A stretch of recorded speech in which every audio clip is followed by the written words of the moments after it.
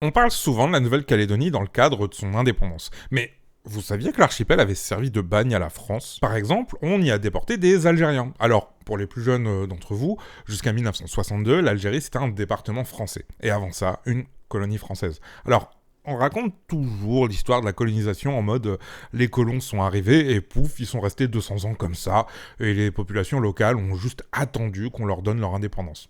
Mais ça s'est jamais passé comme ça.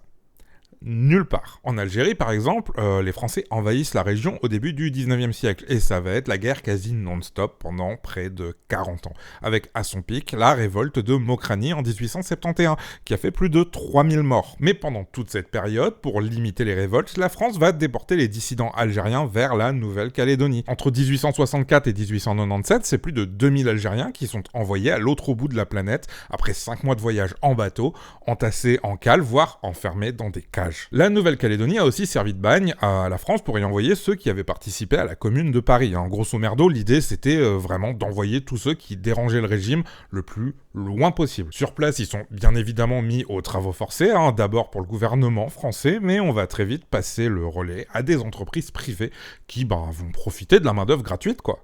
C'est vraiment un truc récurrent dans l'histoire, ça. En 1898, c'est près de 13 000 personnes en Nouvelle-Calédonie qui sont issues du bagne, soit un quart de la population.